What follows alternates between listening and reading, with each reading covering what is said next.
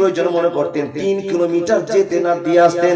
একটা পাহাড়ে উঠতে কত কষ্ট, মেয়ে মানুষের জন্য কত কষ্ট, উঠে খাবার দিতেন, নবীর কাছ থেকে বিদায় নিয়ে আসতেন। নবীজি যাওয়া আসা চলছে, যাওয়া আসা চলছে, এমন একদিন এক ঘটনা ঘটে গেল। বন্ধুরা আমার, নবী মুহাম্মদের জন্য খাবার তৈরি করে একটা পিয়ালাতে বাটিতে একটা খোরাতে নিয়ে মা খাদিজা নিয়ে আসছেন। এমন তো সময় জিবরিল আসলেন আর আসার পর নবীকে বলছেন, নবী গো, আপনার কাছে আপনার ভালোবাসা প্রিয় পুত্র আপনার আসছে, এই যে খাদিজা আপনার কাছে আসছে, কিছু খাবার নিয়ে আপনার কাছে আসছে। ইয়া রাসূলুল্লাহ, একটা টাটকা খবর দিয়েছি, আপনাকে টাটকা খবর দেওয়ার জন্য অনুমতি দিয়েছি। আল্লাহর নবী গো, আপনার স্ত্রী যখন আপনার কাছে এসে বসবে তখন একটা ভালোবাসার সুসংবাদ আপনি দিয়ে দিবেন। কেন দিয়ে দিবেন? এটা আল্লাহর পক্ষ থেকে সুসংবাদ এসেছে। জিবরিলকে বলা হলো, জিবরিল সেটা কি? তো বলে, যখন আপনার স্ত্রী মা খাদিজা আসবেন তখন বলে দিবেন আল্লাহ তাকে নিজে সালাম দিয়ে পাঠিয়েছে। একবার জোরে বলুন না সুবহানাল্লাহ। জিবরিল বসে আছেন, খাদিজা রাদিয়াল্লাহু তাআলা আনহা নবীজির সুখের জন্য, শান্তির জন্য, ভালোবাসাকে কবজায় করবার জন্য যা নিয়ে গেলেন, খাওয়ালেন। এমন তো সময় নবী বললেন, রে খাদিজা, তোমাকে আল্লাহ সালাম দিয়ে পাঠিয়েছে, সঙ্গে সঙ্গে তোমাকে জিবরিল আমিন সালাম দিয়ে পাঠিয়েছে। জিবরিল সালাম দিয়ে দিয়েছে, দুইজনে সালাম দিয়ে গিয়েছে। এ আল্লাহর বান্দা বান্দিরা মনোযোগ দিয়ে শুনে যান, পৃথিবীতে একজন মহিলা যে নামাজ না পড়ে জান্নাতে গিয়েছে, সেই মহিলাটার নাম হলো খাদিজা। যে মহিলাটা নামাজ না পড়ে জান্নাতে চলে গিয়েছে, ওই মহিলাটার নাম হলো খাদিজা। বিনা নামাজ পড়ে জান্নাতের রেজাল্ট পেয়ে গেছেন, নাম তার খাদিজা। কিসের জন্য? স্বামীর ভক্তি ভালোবাসা দেখিয়ে। ও মাওলানা, কি ভক্তি দেখিয়েছে গো? আপনি শর্ট করে বলুন না, কি ভক্তি দেখেছে? ভক্তিটা দেখুন। নবীজি যে 40 বছর বয়স পড়ে গেল, ধ্যান করছে বাবা গাড়ি ঘিরে বসে বসে, আর হঠাৎ করে একটা আজগবি লোক এসে নবীকে বলছে, হে নবী, উঠুন, পড়ুন, আল্লাহকে চিনুন। এই কথা বলছেন, লোকটাকে জীবনে নবীজি দেখেননি। নবীজি বলছেন, আমি তো পড়তে জানি না। নবী যখন বলছে পড়তে জানি না, সে আজনবী লোকটা, ওয়াচিনা লোকটা নবীজিকে ধরে বুকে এমন করে চাপ মেরেছে, আর নবীজির মুখ থেকে তখন বলতে আরম্ভ হলো কি, ইকরা বিসমি রাব্বিকাল্লাযী খালাক।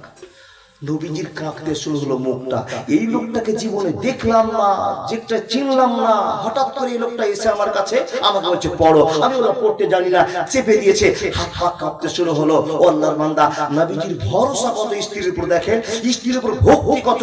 ওখানে চাপন পেয়েছে, নবীজি ভয় পেয়ে গেছেন, কাঁপতে শুরু করেছেন, আর নবীজির মাথায় টনক নড়েছে, ঘন্টা বেজে গেছে। এ নবী, কোথাও শান্তি নাই, গিয়ে আপনি খাদিজার কাছে শান্তি পাবেন। জোরে বলুন সুবহানাল্লাহ। আর আল্লাহ কোরআনে বলছেন কি, আজওয়াজাল লিতাসকুনু ইলাইহা। পৃথিবীতে কোন জায়গায় শান্তি নাই, আছে শান্তি তো কোথায় আছে? বলে মেয়েদের কাছে আছে। 3টা মেয়ের কাছে আছে। প্রথম জীবনে মায়ের কাছে, দ্বিতীয় জীবনে কার কাছে বাবা? স্ত্রীর কাছে, তৃতীয় জীবনে বেটির কাছে। মিলিয়ে নিবেন। প্রথম জীবনে 15 বছর বয়স, যদি কোনো ক্ষতি হয়ে যায়, এসে যদি বাচ্চাটা কাঁদে তো মার কাছেই কাঁদবে। 18 বছর মার কাছেই কাঁদলো, 20 বছর মার কাছে কাঁদলো। যতদিন ছেলেটার বিয়ে না হয়েছে ততক্ষণ ছেলেটা এসে মার কাছে কাঁদলো। যেদিন বিয়ে হয়ে গেল, পৃথিবীর যত ঝোর ঝামেলা ভালোবাসার কথা সেই স্ত্রীর কাছে ঢাললো। আর যেদিন বয়স বেড়ে গিয়ে 55 বছর বয়স হয়ে গেল, আর কোন জায়গায় শান্তি নাই, যদি শান্তি পাওয়া যায় তো বেটির কাছে শান্তি পাওয়া যাবে। আর 3টা জায়গার ভিতরে সবচেয়ে শান্তির জায়গার নাম হলো আজওয়াজাল লিতাসকুনু ইলাইহা। একটা মহিলার কাছে, স্ত্রীর কাছে আল্লাহ শান্তি দিয়েছে। তাই নবী মুহাম্মদুর রাসূলুল্লাহ সাল্লাল্লাহু আলাইহি ওয়াসাল্লাম কাঁপতে কাঁপতে বিপদের সময়ে খাদিজাকে স্মরণ করেছে। কেন? আমার খাদিজা বাড়িতে আছে, কিন্তু এই খাদিজা এত জ্ঞানী মহিলা, এত দামি মহিলা, এত বিচক্ষণ মহিলা, এই খাদিজার কাছে না গেলে আমার শান্তি মিটবে না, আমার শান্তি হবে না। নবীজি নেমে হাঁটতে হাঁটতে হাঁটতে হাঁটতে দরজায় এসে বলছেন, জামিলুনি, এ খাদিজা, আমাকে তুমি চাদর পরিয়ে দাও, চাদর পরিয়ে দাও, কম্বল দিয়ে ঢেকে দাও। অনেকবার গল্প শোনা আছে, আপনাকে বোঝার জন্য বলিতে হলাম না। বন্ধুরে আমার, মা খাদিজা জড়িয়ে ধরলেন স্বামীকে, জিজ্ঞেস করছেন স্বামী গো কি হলো? খাটে শুইয়ে দিয়েছেন, ঢেকে দিয়েছেন, স্বামীর সঙ্গে একটা বন্ধুত্ব চলছে। এ মা বোন ভালো করে শুনে যান, পৃথিবীতে কোনো জায়গায় শান্তি নাই। স্ত্রীর কাছে মাথা দিয়ে যদি ঘুমিয়ে যায়, হে মা এই সুখের জিন্দেগিটা কত শান্তির জায়গা পুরুষরা অনুভব করতে পারে। আপনি কোনো বিপদে পড়েছেন, স্ত্রীকে নিয়ে স্বামী বুকে কোলে করে ঘুমিয়ে গিয়েছে, এই জায়গাতে কত শান্তি চলছে।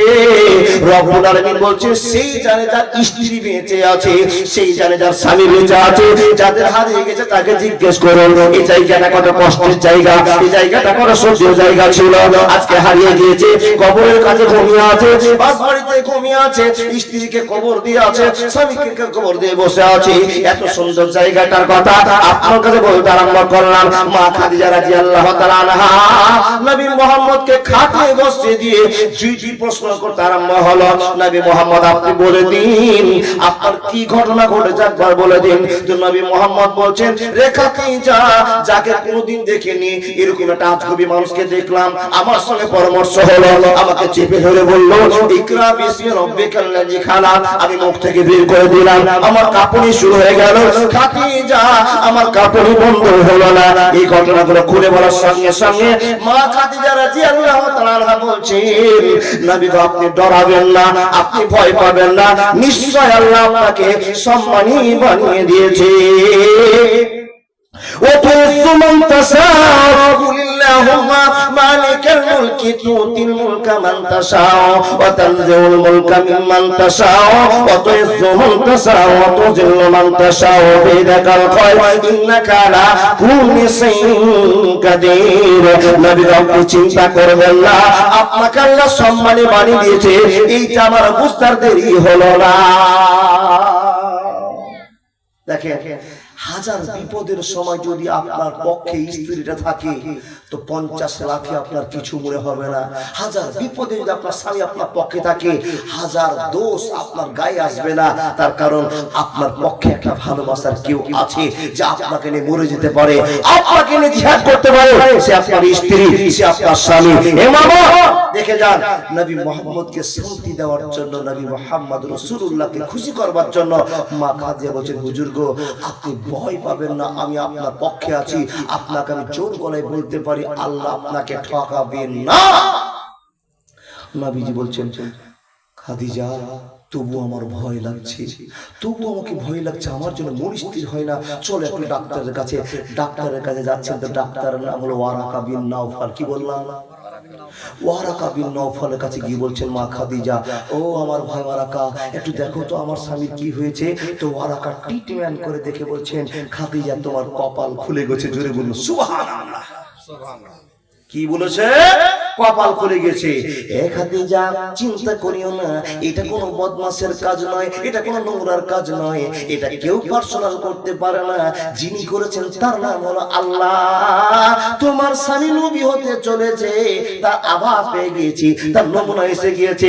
খাদিজা রে তোমার কত কপাল ভালো, নবী মুহাম্মদকে তোমার আল্লাহ স্বামী বানিয়ে দিয়েছে। স্বামীকে নিয়ে আসার পর শান্তি দিয়ে বলতে আরম্ভ করলেন, ওগো স্বামী মুহাম্মদ, আমার জীবনটা জন্য আমি করতে পেরেছি।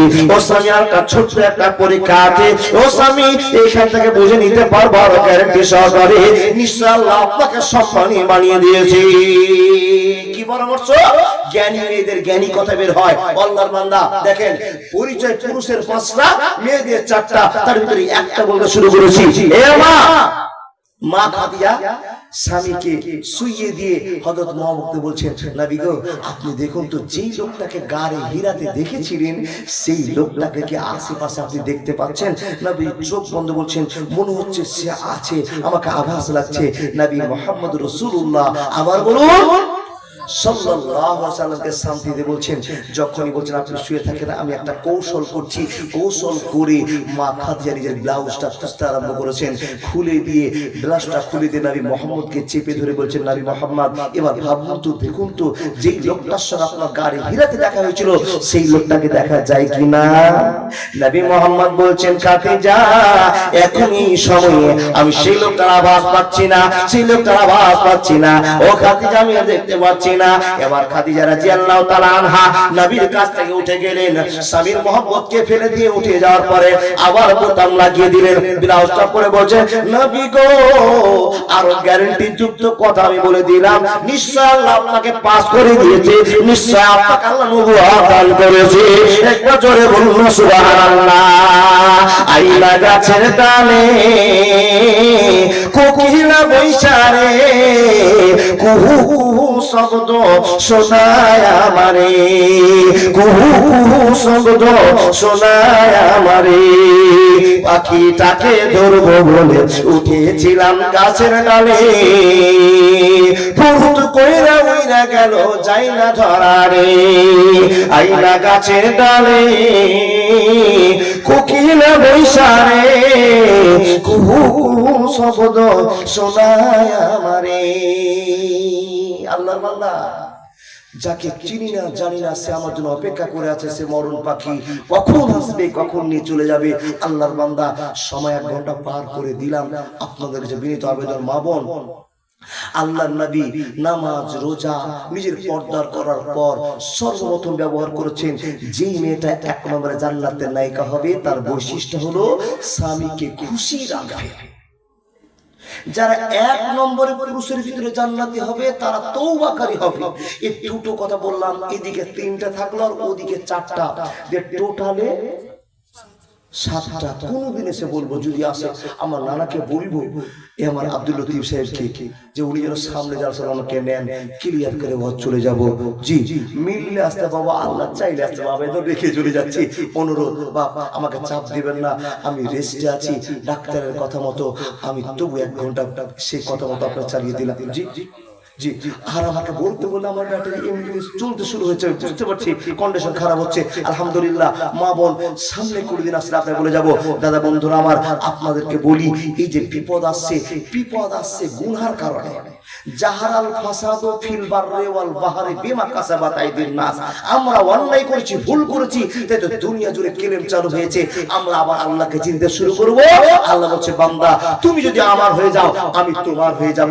তুমি যদি আল্লাহ আল্লাহ বলে চিৎকার করো, কেউ নেই তোমাকে হামলা করতে পারে, তোমাকে আঘাত করতে পারে, কেউ বিপদে ফেলতে পারে, তুমি নিজেও বিপদ পড়বে না। আমি আল্লাহ তোমার সহযোগিতা আছি। আল্লাহর বান্দা, বিদায় নিচ্ছি। হায়াত বাকি, দুনিয়া বাকি। জি জি। শেষ করবে তো কেউ যাতে না যায়, আপনি থাকবেন। কেউ যাতে আবার ফরিদা বললো তো আবার 5 মিনিট চলে গেল।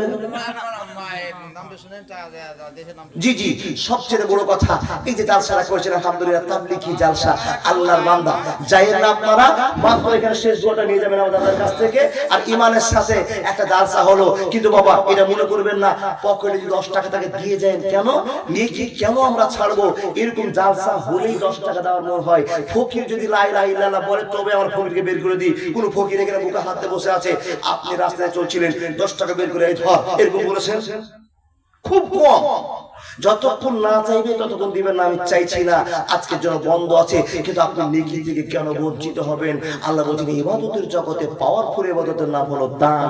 আর দান 4টা কাজ করে দেয়। কি গো? আল্লাহ বলছেন যারা দান করে আল্লাহর রাস্তায়, ওয়ালা খাউফুন আলাইহিম, তাদের আর কোনো ভয় নাই। 1 টাকাতে 10 টাকা দেয়, বিনিময়ে জান্নাত হয়। কালকে সকালে এখানে দাঁড়াবেন, একটা মোটরসাইকেল ট্যাডবেল করতে এসে আপনাকে অ্যাক্সিডেন্ট করে দিবে। আল্লাহ বলছেন সাদকাতুত তারাতুল বালা। নবী মুহাম্মদ বলছেন আপনি দাঁড়িয়ে আছেন, অ্যাক্সিডেন্ট করে চলে যাবে, আপনি জানতেন না, কিন্তু রাতে একটা 10 টাকা দান করেছেন, এই 10 টাকা মোটরসাইকেলের টায়ারকে ঘুরিয়ে দিয়ে আপনাকে বাঁচিয়ে দিয়েছে, এর নাম দান। যদি পারেন দিয়ে যাবেন, না পারে কোনো দরকার নেই। নানা বসে আছেন, হায়াত বাকি, মোলাকাত বাকি, আমি বিদায় নিচ্ছি নাকি? ওহো, শেষ দোয়া আমার হাতে হবে নাকি? বুঝে গেছি, কিন্তু দাদা যদি আপনি আমাকে হাতকে দেন, তাহলে বিপদে পড়লে আমার ওস্তাজি দায়িত্ব নিতে হবে। কি ওস্তাজি আছে বাড়িতে জানেন? এই যে ফরিদপুর। আপনি বলেন, আমি বলছি ফরিদপুর বলবো, ঠিক বলবো ইনশাআল্লাহ, ওটাই বলবো। আক্তার ঠিকাদার 5000, আকমাল তামেদ ও ঠিকাদার 5000, মাশাআল্লাহ। কামা